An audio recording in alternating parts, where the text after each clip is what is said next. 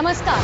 जी news के इस खास कार्यक्रम महाराष्ट्र एक कदम आगे में आपका बहुत बहुत स्वागत है। इस कार्यक्रम के जरिए हम जानेंगे महाराष्ट्र की उन अहम खबरों को जो आम लोगों के लिए खास मायने रखती है। मुंबई के सिद्धिविनायक मंदिर परिसर को और भव्य बनाया जाएगा। मुख्यमंत्री देवेंद्र फडणवीस ने नए कॉरिडोर प्रोजेक्ट का भूमि पूजन किया। इस दौरान उप मुख्यमंत्री एकनाथ शिंदे भी मौजूद रहे। इससे श्रद्धालुओं को बेहतर सुविधाएं मिलेंगी। मुंबई के प्रसिद्ध सिद्धिविनायक मंदिर परिसर की सूरत बदलने वाली है। मंदिर परिसर को और भी भव्य और सुविधाजनक बनाया जा रहा है, जिसके लिए पूरे परिसर के सौंदर्यीकरण का काम शुरू हो गया है। मुख्यमंत्री देवेंद्र फडणवीस ने इस प्रोजेक्ट के पहले चरण का भूमि पूजन किया। भूमि पूजन के इस अवसर पर मुख्यमंत्री फडणवीस के साथ उप मुख्यमंत्री एकनाथ शिंदे भी मौजूद रहे। इस नए कॉरिडोर के तहत एक सुंदर प्रवेश द्वार बनाने से लेकर भीड़ को संभालने के लिए बेहतरीन ग्राउंड मैनेजमेंट की व्यवस्था की जाएगी। मुख्यमंत्री फडणवीस ने कहा कि इस बेहद खूबसूरत कॉरिडोर के बनने से यहाँ आने वाले श्रद्धालुओं की संख्या तो बढ़ेगी ही, साथ ही उन्हें एक अलग और दिव्य आध्यात्मिक अनुभूति भी मिलेगी।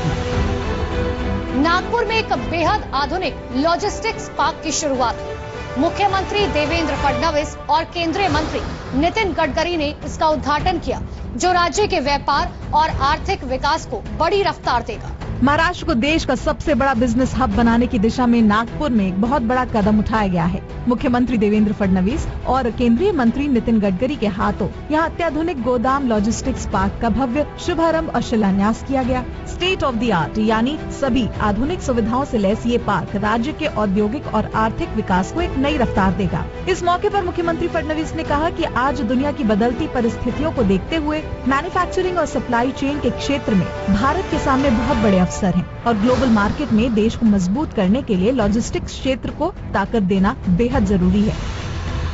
अब पुणे में एक और बड़ी वैश्विक कंपनी ने निवेश का फैसला लिया है, जिससे न केवल रोजगार के नए अवसर पैदा होंगे, बल्कि शहर की पहचान एक ग्लोबल इंजीनियरिंग हब के रूप में मजबूत होगी।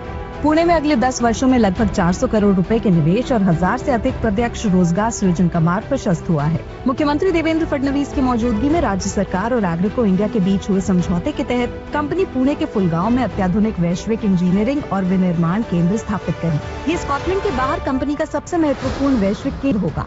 राज्य सरकार ने परियोजना के लिए सभी आवश्यक अनुमतियों और प्रशासनिक सहयोग का आश्वासन दिया है। मुख्यमंत्री देवेंद्र फडणवीस ने कहा है कि पुणे तेजी से ग्लोबल कैपेबिलिटी सेंटर का प्रमुख केंद्र बनकर उभर रहा है। इस परियोजना से स्थानीय स्तर पर रोजगार, कौशल विकास और औद्योगिक गतिविधियों को भी बढ़ावा मिलने की उम्मीद है। दावोस में हुए समझौतों को जल्द से जल्द लागू करने के लिए मुख्यमंत्री देवेंद्र फडणवीस ने एक अहम बैठक की। उन्होंने महाराष्ट्र को देश का सबसे बड़ा डेटा सेंटर हब बनाने के लिए सभी काम समय पर पूरे करने के निर्देश दिए हैं। स्विट्जरलैंड के दावोस में हुए वैश्विक आर्थिक समझौतों को महाराष्ट्र की जमीन पर तेजी से लागू करने के लिए सरकार पूरी तरह एक्शन मोड में है। मुख्यमंत्री देवेंद्र फडणवीस ने एक हाई लेवल बैठक कर इन समझौतों और राज्य के डेटा सेंटर्स की मौजूदा स्थिति की समीक्षा की। उन्होंने अधिकारियों को कड़े निर्देश दिए हैं कि डेटा सेंटर, बुनियादी ढांचे और स्मार्ट सिटी से जुड़े प्रोजेक्ट्स के लिए जमीन का आवंटन और सभी प्रशासनिक मंजूरियां एक निश्चित समय सीमा के भीतर पूरी की जाएं। मुख्यमंत्री फडणवीस ने भरोसा जताया कि पर्याप्त बिजली और पानी की उपलब्धता के कारण महाराष्ट्र बहुत जल्द देश का सबसे बड़ा डेटा सेंटर हब बनकर उभरेगा। बच्चों को कला संस्कृति से जोड़ने वाले बाल भवन की नई इमारत का उद्घाटन मुख्यमंत्री देवेंद्र फडणवीस और उप मुख्यमंत्री सुनेत्रा पवार की उपस्थिति में हुआ।